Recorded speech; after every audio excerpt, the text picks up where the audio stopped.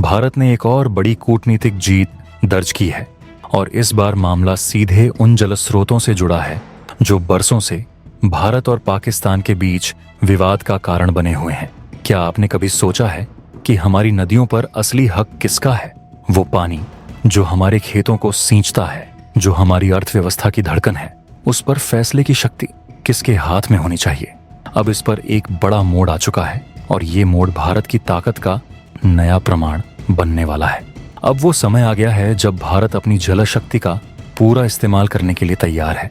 दशकों पुरानी शर्तों को पीछे छोड़कर भारत अब अपने अधिकारों की नई परिभाषा लिखने वाला है। ये फैसला न सिर्फ दुश्मनों को करारा जवाब देने के लिए भारत की रणनीतिक बढ़त साबित होगा, बल्कि ये फैसला दिखाएगा कि भारत अब पहले वाला भारत नहीं रहा। इस वीडियो में हम आपको पूरे मामले की विस्तार से जानकारी देने वाले हैं, इतिहास से लेकर लेटेस्ट अपडेट तक, भारत के इस कदम के पीछे की रणनीति से लेकर पाकिस्तान पर इसके प्रभाव तक। तो वीडियो को आखिर तक जरूर देखें, क्योंकि इसे जानने से पहले हम इस पूरे मसले को अच्छी तरह समझेंगे ताकि आपको हर बात बिल्कुल साफ तौर पर समझ आए। लेकिन वीडियो में आगे जाने से पहले वीडियो को लाइक करके चैनल को सब्सक्राइब जरूर कर लें। देखिए, सबसे पहले मैं मौजूदा समाचार बता दूं कि 2023 में मोदी सरकार ने यह डिसाइड किया कि भारत की तरफ का जो झेलम नदी है और जो चेनाब नदी, उस पर हम 2 हाइड्रो पावर प्रोजेक्ट बनाएंगे। जो झेलम नदी पर बनने वाला था उसका नाम दिया गया Kishan Ganga hydro power project, और जो चेनाब नदी पर बनने वाला था उसका नाम दिया गया राटले हाइड्रो पावर प्रोजेक्ट।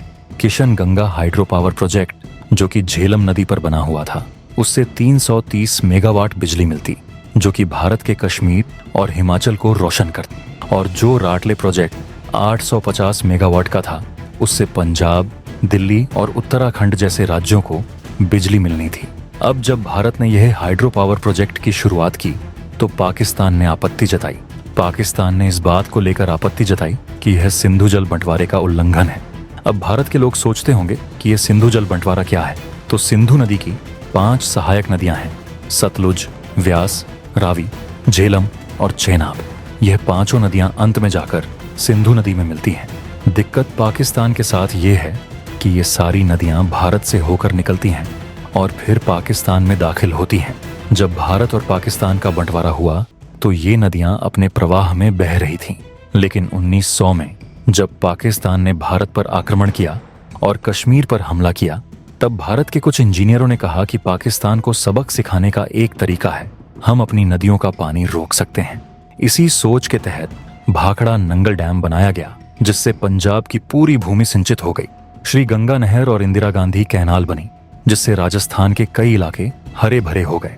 उस समय यह सोचा गया था कि बाकी नदियों जैसे सतलुज, रावी, झेलम और व्यास पर डैम बनाकर पानी रोक दिया जाए, ताकि पाकिस्तान को पानी ही न मिले और वह रेगिस्तान में तब्दील हो जाए। कुछ एक्सपर्ट्स तो यह भी मानते हैं कि अगर भारत ने पाकिस्तान का पानी रोक दिया तो यह परमाणु बम के हमले से भी ज्यादा असरदार होगा। वहां सूखा पड़ेगा और लोग भूख प्यास से मरने लगेंगे। लेकिन भारत एक सहृदय राष्ट्र है, इसलिए ऐसा करने के बजाय उसने पाकिस्तान से बातचीत की। 9 साल की बातचीत के बाद 19 सितंबर 1960 को सिंधु जल संधि पर दस्तखत हुए। इस समझौते के अनुसार 3 नदियां सतलुज, व्यास और रावी का पानी भारत इस्तेमाल करेगा और 3 नदियां सिंधु, झेलम और चेनाब का अधिकतर पानी पाकिस्तान को दिया जाएगा। समझौते में एक महत्वपूर्ण अनुच्छेद 12 था, जिसमें यह कहा गया था कि समय समय पर इस संधि की समीक्षा की जाएगी। लेकिन पाकिस्तान ने कभी भी इसकी समीक्षा नहीं की। जब कारगिल युद्ध हुआ तब भी इस समझौते की समीक्षा की बात उठी, लेकिन कुछ नहीं हुआ। जब मोदी सरकार आई तो उसने कहा कि हम पानी नहीं रोक रहे हैं, लेकिन अपनी जरूरतों के लिए हाइड्रो पावर प्रोजेक्ट बनाएंगे। यही वजह थी कि 850 मेगावाट का राटले प्रोजेक्ट और 330 मेगावाट का किशन गंगा प्रोजेक्ट शुरू किए गए। अब पाकिस्तान को समझ नहीं आया कि क्या करे। बजाय भारत से बातचीत करने के वह यूएन और वर्ल्ड बैंक के पास चला गया।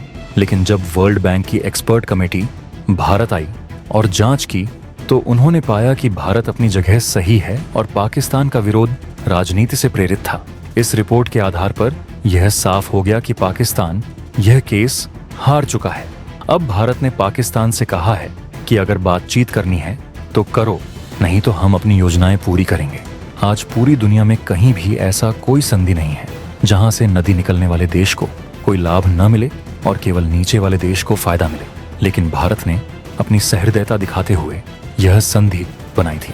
कई रणनीतिकार मानते हैं कि यह भारत की सबसे बड़ी भूल थी। पाकिस्तान आज भी भारत से पानी ले रहा है, लेकिन बदले में केवल आतंकवाद फैला रहा है। अगर भारत आज सिर्फ अपनी नदियों पर डैम बना ले और पाकिस्तान की ओर पानी जाने से रोक दे, तो पाकिस्तान की पूरी अर्थव्यवस्था खत्म हो जाएगी।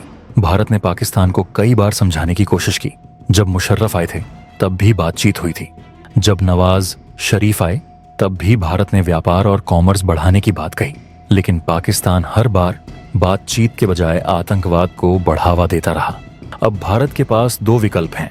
पहला, सिंधु जल संधि की समीक्षा की जाए और दूसरा, और अधिक हाइड्रो पावर प्रोजेक्ट बनाकर पाकिस्तान की पानी पर निर्भरता को धीरे धीरे खत्म किया जाए।